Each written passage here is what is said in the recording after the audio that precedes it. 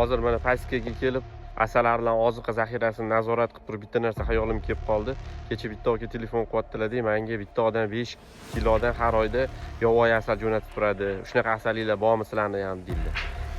Hurmatli xaridorlar, bu asalarichilik tegishli gap. Yovvoyi sharoitda O'zbekiston sharoitida asalari yashamaydi. O'zbekistonda faqat Apis mellifera deydi asalari turini. Apis mellifera boqiladi. Sizda aytayotgan yovvoyi asalari bu Apis serena. Bu tropik hududlarda, o'sha Xitoy, Tailandda, o'sha zonalarda yashaydi va u asalni unaqa sifatli asal hisoblanmaydi.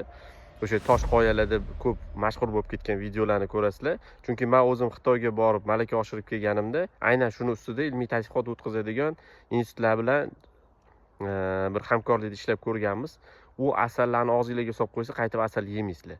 Shuning uchun har xil xaridorlarni chuvstvalariga o'ynab, haligi ular hayratlanadigan gaplarni topib olib turib, odamlarni aldash kerak emas. Unaqa yaxshisi menga obuna bo'lib qo'yinglar. Men sizlarga asallarni to'g'risidagi yolg'onlarni, faktlarni berib boraman.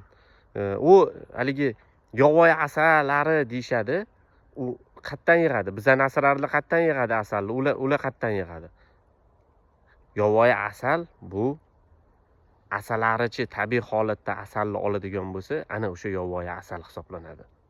Qolgan gaplar u faqatgina asalni qimmatroq sotish uchun gapiriladigan yolg'on gaplar.